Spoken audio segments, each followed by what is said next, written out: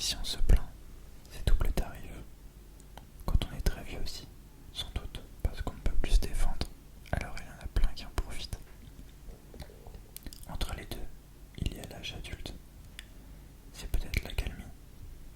Mais quand je vois la tronche que tirent les gens dans les transports en commun, disons entre 23 et 58 ans, j'ai du mal à croire qu'ils soient en train de vivre la meilleure période de leur vie. Ça paraît tout à fait improbable. Comme on dit en langage statistique, peut-être qu'il n'y a aucune de meilleure période. Juste des petits moments à voler et essayer de les faire durer. Comme les vacances d'été. C'est ce que je préfère au monde. Parfois, il y a tellement de questions qui se bousculent et tellement de personnes à qui les poser que je me couche en regardant le plafond et j'arrive pas à dormir. Mais vers 4 ou 5 heures du matin,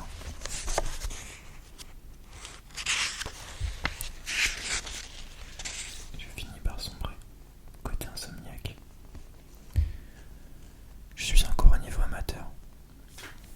Et quand je me réveille le matin, j'y vois un peu plus clair. Mais juste parce que j'ai oublié les questions. Momentanément. C'est toujours ça de gagner. Vendredi 16 mars. Mon père rentre ce soir pour le week-end. La semaine, il travaille à Paris. Et ça fait trop loin. Montargis. Pour revenir tous les soirs. Enfin, il y en a plein qui se tapent le voyage quotidiennement, avec les embouteillages et les grèves de train qui finissent en bras de fer avec le ministre des Transports. Et on ne parle plus que de ça à la télé. Mais mon père travaille souvent très tard, un peu comme les gens du spectacle. Ça le ferait arriver en pleine nuit. Et ma mère et moi, on dormirait déjà. Il n'aurait plus qu'à se manger tout seul, 2 œufs sur le plat, en regardant les dernières informations du soir. Le genre de choses à éviter, surtout si on fait facilement des cauchemars. Il a un drôle de métier, un peu inavouable. Il est représentant de commerce.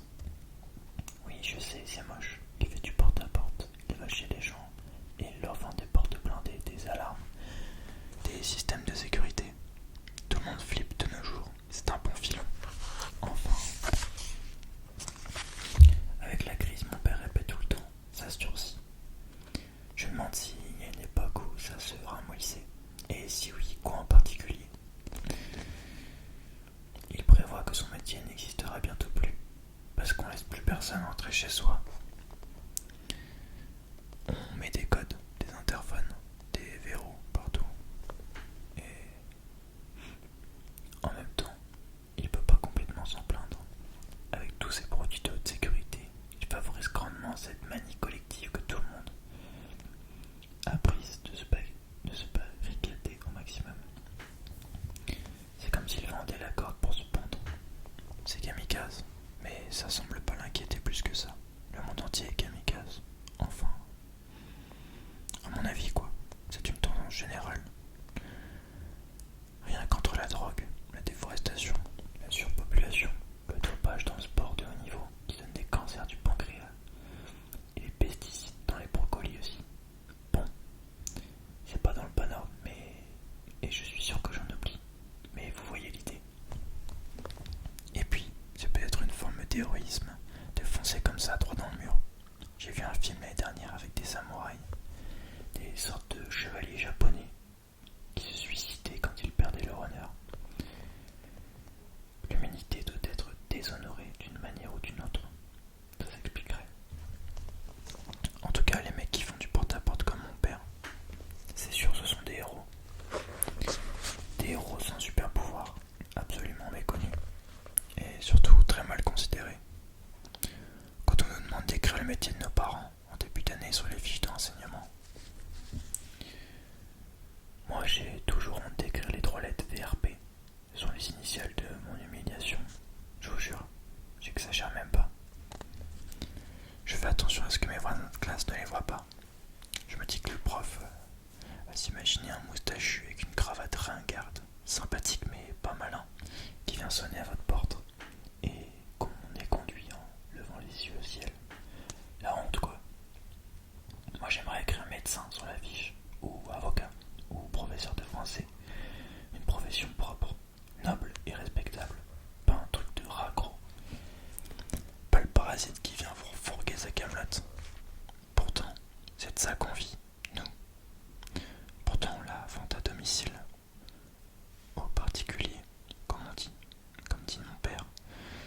un sacré truc.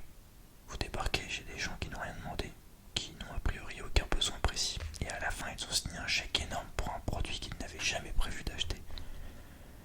En plus, si la vente est bien faite, ils sont contents, car le secret c'est qu'un vendeur ne vend pas. Enfin, il ne doit jamais donner l'impression qu'il vend. Il s'intéresse aux gens, il discute, il devient leur ami, et à un moment, il leur fait bénéficier d'un produit.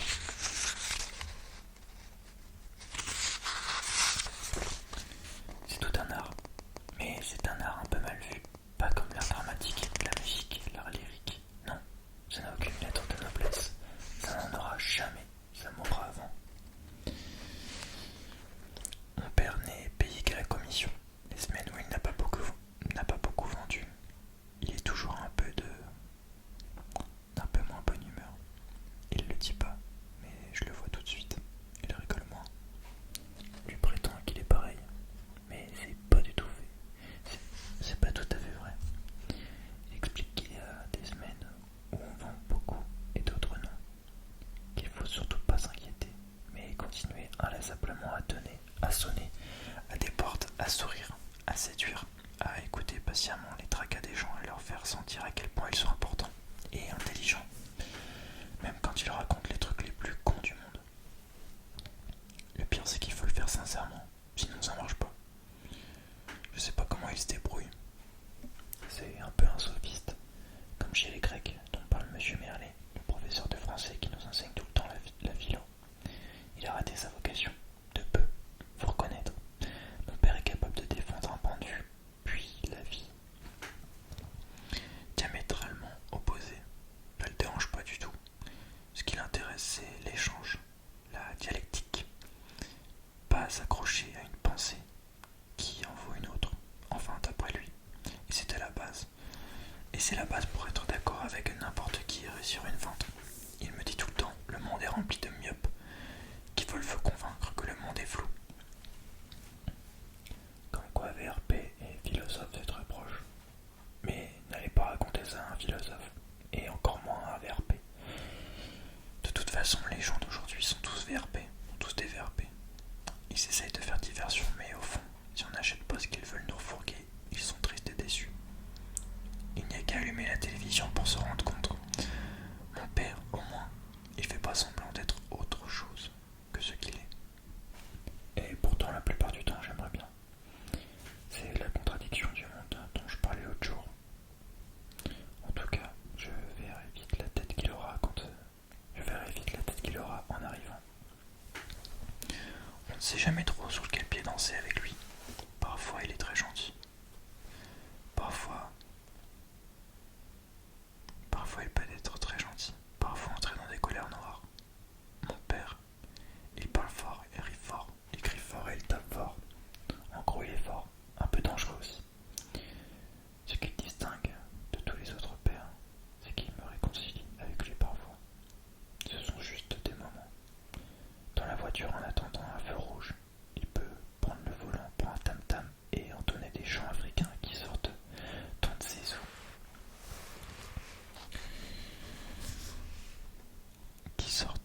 Zezou. Qu'il a dû entendre sur des radios, sur Radio Antilles, en rentrant de chez un client au milieu de la nuit. Mon père n'est pas du tout raciste, je le dis en passant. Afin d'éviter tout malentendu, il n'y a pas de quoi s'en vanter non plus. Il peut chanter à tue-tête, nous casser les oreilles, mais avec un sourire qui vous contaminerait le mec le plus rabat-joie de la terre. Et puis danser aussi. Il suffit que le dimanche matin je mette un disque sur la chaîne stéréo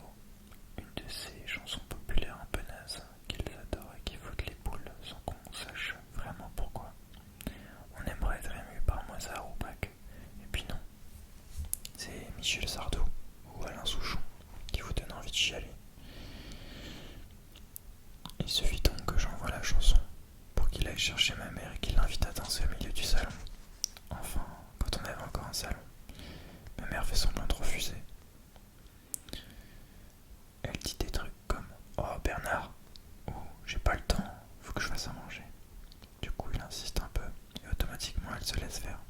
C'est sans doute une chose que les femmes aiment, qu'on insiste un peu. Alors elles dansent doucement, collées l'un contre l'autre.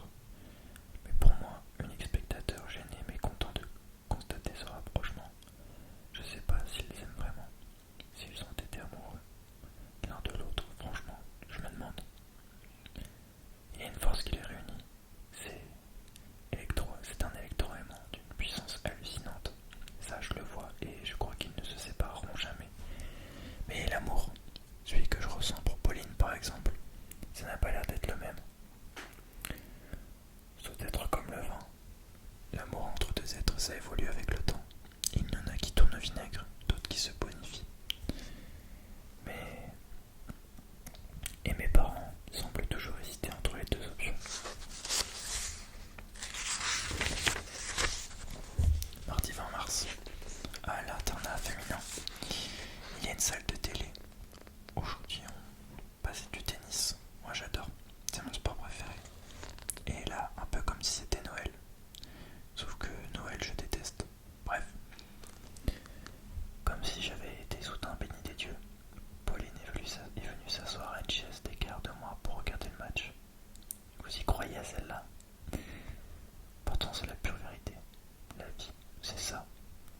C'est quand on n'y croit plus du tout qu'elle est capable de faire fleurir une rose sur un tas de fumier. Enfin, c'est encore une théorie de mon père. Pauline est apparue, comme si tout en moi l'avait appelée et qu'elle avait fini par recevoir le message. En plus, elle avait l'air fascinée par ce qu'elle regardait. On ne sait jamais comment engager la conversation avec quelqu'un qui nous plaît. On pense à un milliard de phrases et aucune ne semble faire l'affaire. Comme quand je dois choisir une tenue pour aller à une soirée et qu'il y aura des filles, je me demande toujours laquelle sélectionner. Sauf que j'en ai pas un milliard, 2 grands maximum. Alors j'en essaye une. Je me regarde et je me trouve insignifiant, mal proportionné, avec des jambes trop courtes ou la tête trop grosse. Je vous jure. C'est comme si la glace de la penderie était devenue un des miroirs déformants des fêtes foraines. Le cafard quoi. Avec Pauline, assez naturellement, on a parlé tennis. Coup droit, revers, voilà, ça a commencé comme ça. Elle m'a dit qu'elle aimait bien les tennismen suédois. Ça m'a foutu un coup parce que j'ai pas du tout un physique de scandinave. Mais je suis resté imperturbable. Comme les joueurs suédois, qui s'énervent jamais, justement. Elle était gentille, drôle, elle parlait bien, c'était clair, juste. Ça me faisait l'impression d'un piano qu'on vient juste de réaccorder. Elle lança que le suédois servait des deuxièmes balles pas assez liftées et que son revers à une main le handicapait sur les frappes à hauteur d'épaule. Une vraie spécialiste. J'étais sous le charme quand elle m'a expliqué que l'américain en face devait plus monter au filet en chopant son revers au milieu du terrain pour pas donner d'angle et éviter les passing shots adverses. Je suis tombé amoureux. Enfin, je l'étais déjà depuis l'épisode de la balle de ping-pong. Disons que je suis retombé amoureux. J'ai même su à cet instant que j'allais tomber amoureux d'elle à chaque fois que je la verrais. Et qu'entre ces moments-là, j'attendrai juste de la retrouver. Ce serait ça ma vie. Et le pire, ou le mieux, c'était trop tôt pour le dire. C'est que ça me plaisait. Ça me convenait même absolument. Ça me remplissait de joie. On a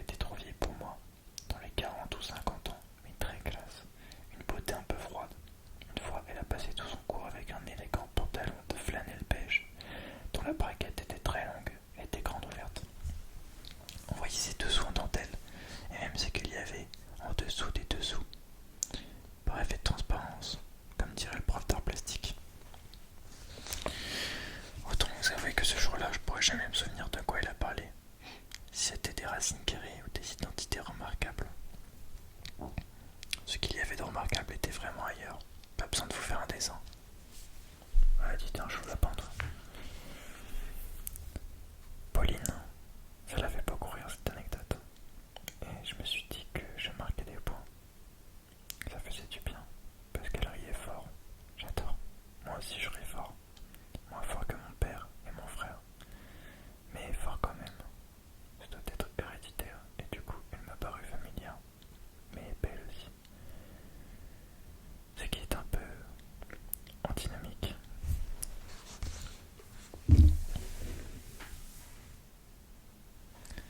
Ce qui est un peu antinomique compte tenu de mon milieu de naissance.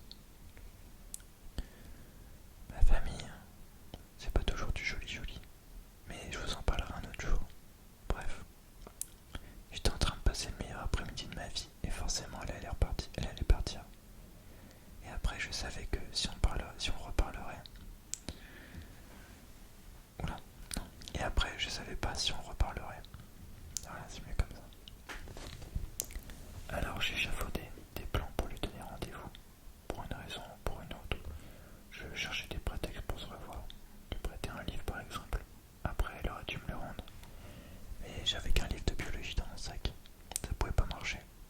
J'imaginais lui proposer d'aller boire un pot chez Boris, le café du lycée. Ou au cinéma. Mais toutes mes idées paraissaient un peu précipitées pour une première rencontre. Alors j'ai juste regardé la télé. On approchait du moment où il allait filer. J'en avais l'intuition. Le Suédois venait de faire le break. Il menait déjà 1-7-0. Le deuxième ne serait qu'une formalité, pronostiqua le commentateur. C'était pas très malin pour ménager le suspense, et encore moins pour retenir la femme de ma vie. Elle a pris sa veste. Elle m'a dit qu'elle s'appelait Pauline et que c'était cool d'avoir parlé avec moi.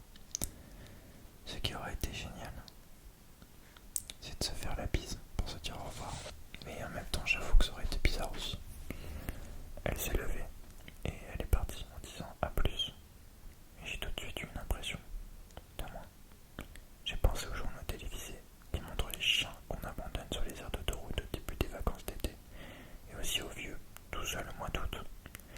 Pendant les canicules, j'ai pensé aussi à un reportage sur des orphelinats en Bulgarie, à Robinson Crusoe perdu sur son île. Bref, je crois que j'ai eu un gros coup de blues quand elle a disparu.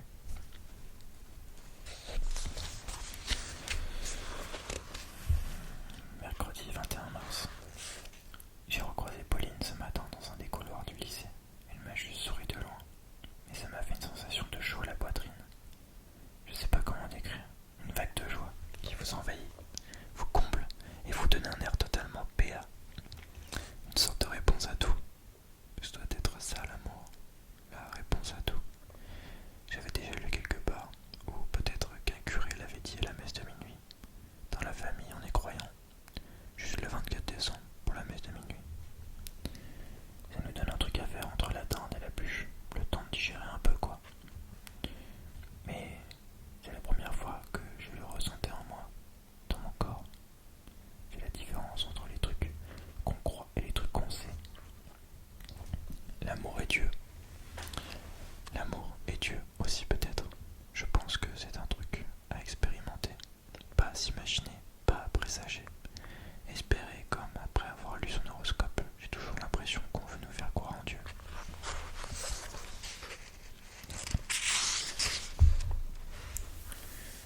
Comme on demanderait à des sourds de croire en Mozart. Bref, j'aurais gagné Roland Garros. Je sais pas si j'aurais été plus content que lorsque Pauline m'a envoyé ce sourire dans le couloir. Et tout de suite après, je me suis demandé ce qu'elle ressentait pour moi. Une simple sympathie, une petite attirance. Peut-être qu'elle me trouvait juste rigolo. Est-ce possible de plaire à quelqu'un qui nous plaît? Moi, ça m'est jamais vraiment arrivé. Pauline, c'est peut-être pas la beauté réelle dans les filles, des filles des magazines. Elle n'est pas belle à en mourir, non. Au contraire, elle est belle à en vivre. Oi, oi, oi, c'est magnifique. Parce qu'elle est vraie, parce qu'elle respire, que son cœur bat, parce qu'elle tressaille quand elle a froid, parce que ses yeux brillent si fort. Bref, je lui mets 20 sur 20 direct. Mais elle, si ça se trouve, j'ai juste la moyenne. 11 ou 12. Les boules. Peut-être qu'elle note sec, peut-être 9. Au garage à 2 roues du lycée, j'ai récupéré mon vélo. Je suis rentré chez moi avec toutes ces idées qui me trottaient dans la tête. J'ai emprunté la piste cyclable et puis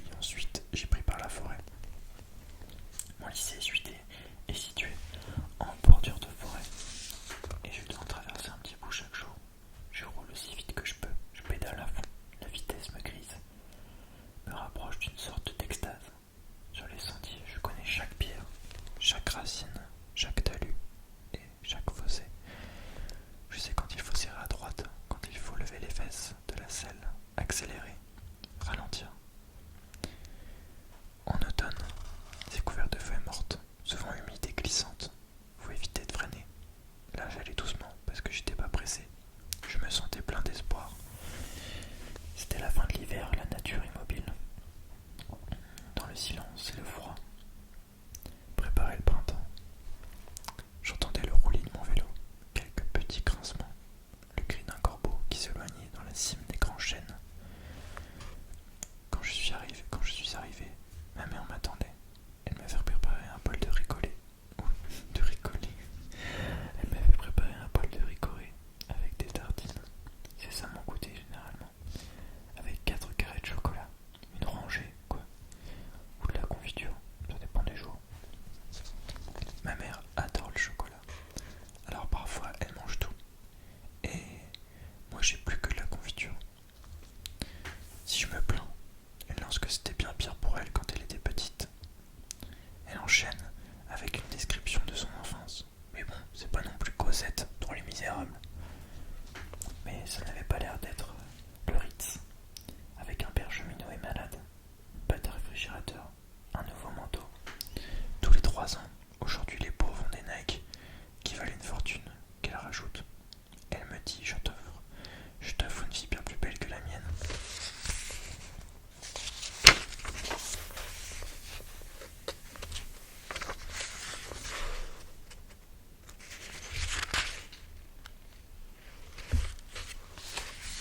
Tu devrais me remercier.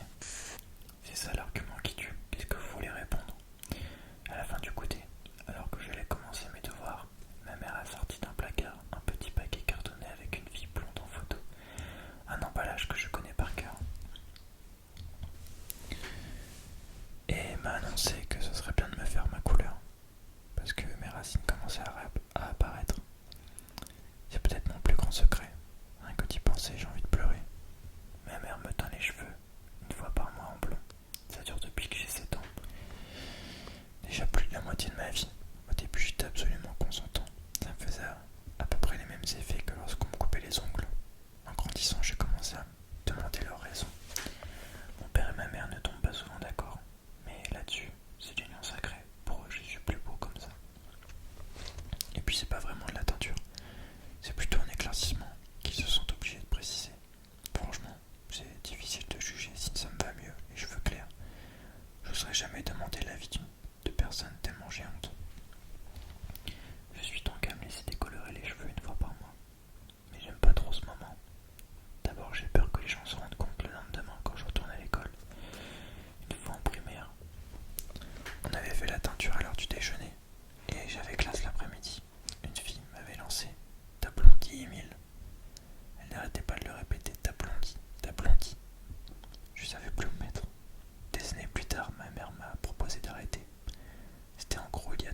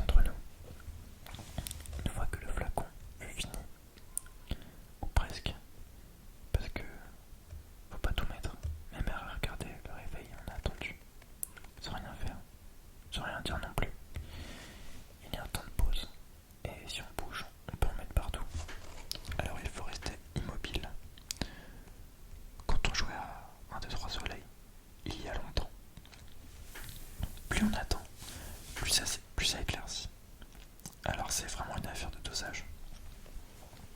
Une fois, on n'avait pas laissé agir assez longtemps, et d'après ma mère, ça n'avait servi à rien. Et si on attendait trop, tout le monde se rendrait compte.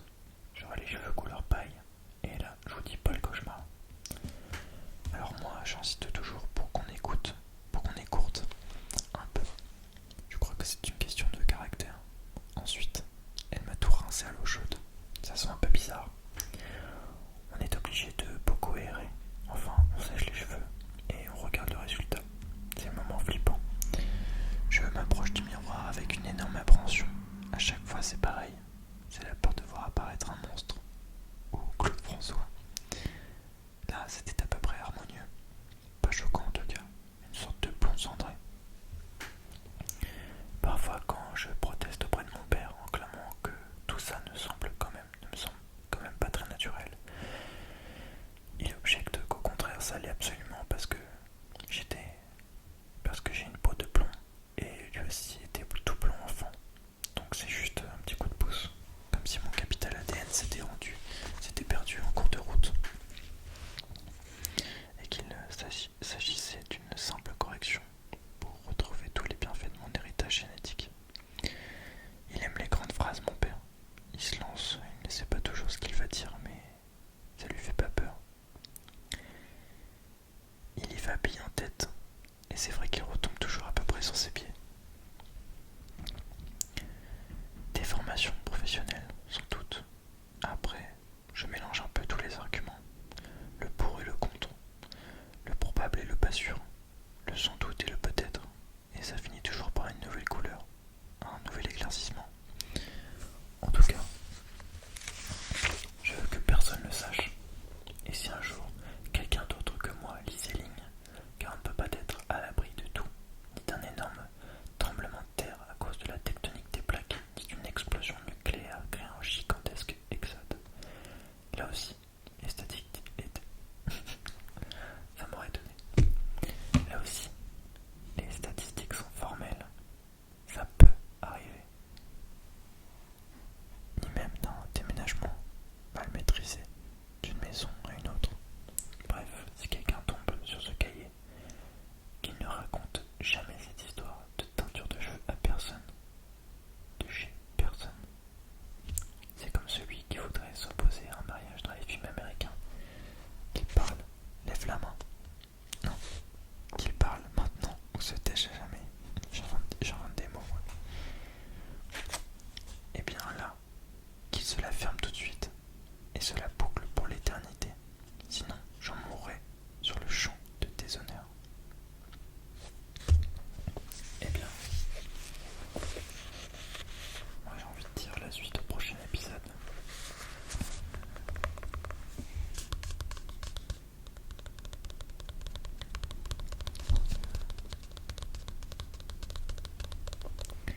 J'espère que la vidéo vous a plu. Je sais pas quoi penser de cette histoire. En même temps je suis dedans, en même temps je suis pas dedans. Je sais pas trop quoi en penser. Ça a l'air sympa quand même, mais je sais pas. En tout cas, n'hésitez pas à me dire en commentaire ce que vous en avez pensé. Et n'hésitez pas à me dire si vous voulez une partie 3.